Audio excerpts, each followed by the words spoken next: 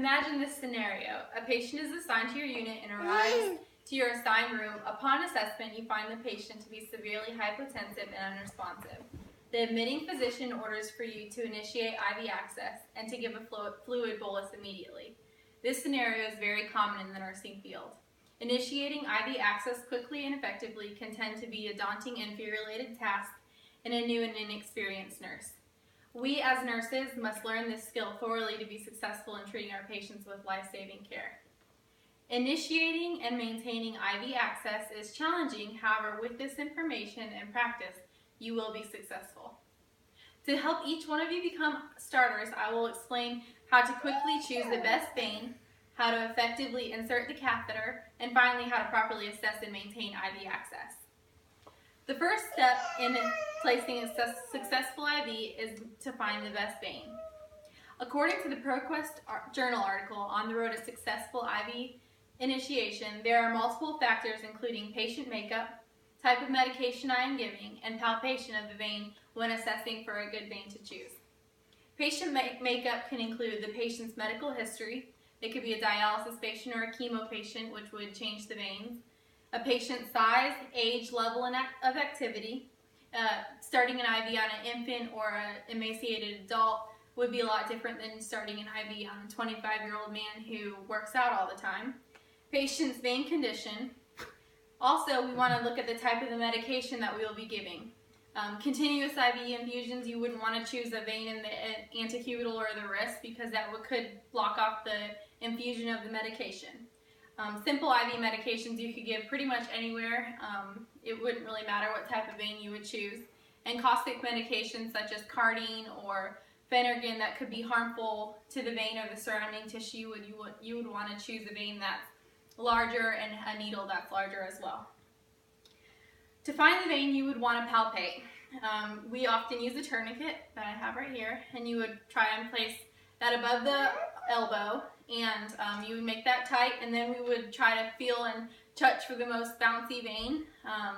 We also want to look for one that's a straight vein and that doesn't have any valves in it. If you have a hard time finding the vein by palpation or looking, you can also use a vein finder, which would use light to locate the appropriate vein. Now that we have learned how to properly choose a vein, I will explain how to insert a new IV. When inserting the IV catheter, you must ensure that you use the correct technique each and every time to ensure patient safety. There's two types of catheters that we use on my unit. One is the angiocath and the other is the butterfly needle. I have an angiocath right here. An angiocath is a longer, straighter needle. It's a little larger as well. It's good for the upper arm and the forearm and the antecubital as well. You can use it for the hands, but we tend to use a butterfly needle for the hands because it's a little bit more superficial.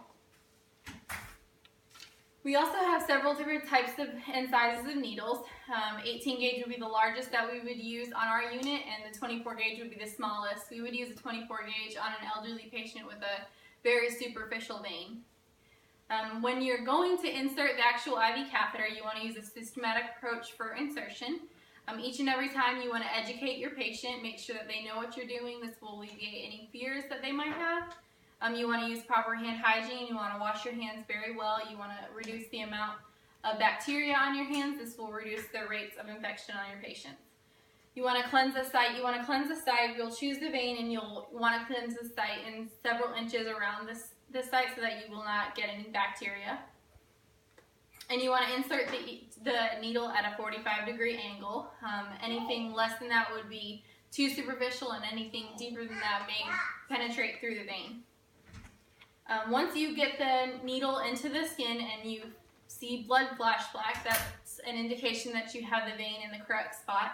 You want to remove the needle from the actual catheter. So at this time, most of our needles have a needleless system where you just press the button and the needle will come out. And then you want to attach the saline to the hub, and you want to flush the needle, make sure that you have a positive blood return. And then at that point, you would want to put the transparent dressing, which we call a techoderm, over the site. This will protect the site from moving and will also protect the patient from any infection. Finally, to ensure patient safety, you must properly assess and document the IV site. It is imperative that the nurse continuously assesses the patient's IV and looks for any signs or symptoms of infection. You're going to be looking for infiltration, which is when the medication leaves the actual vein and goes into the surrounding tissue, and phlebitis, which could be redness, irritation, a cord or a streak, red streak coming from the vein that would show that your patient is getting some infection that you need to remove the IV immediately. If your dressing comes loose, you need to either redress it or take the IV out immediately because this could cause bacteria. And then finally, you want to have some proper documentation. You need to have the proper documentation of insertion, what type of needle you use, what size needle, how many times it took you to insert the IV, and what type of dressing you placed on the insertion site. And then daily assessments. Here on out, once you have the IV in place, you need to be checking for signs and symptoms of infection, documenting that, documenting a positive flush, and that the dressing is clean, dry, and intact. Throughout this speech, you have learned how to find the best vein for IV insertion, how to properly insert a needle, and learned how to properly maintain and assess the IV insertion site. As I stated in the beginning, initiating and maintaining IV access is challenging. However, with this information I have given you, you can and will become a successful IV starter. Now picture this scenario. You have successfully started an IV on the patient that was hypotensive and his blood pressure has stabilized, and the patient is now alert and talking to you. Nurses save lives on a daily basis, and initiating a successful IV is just one of the many ways that they do that. Thank you for your time.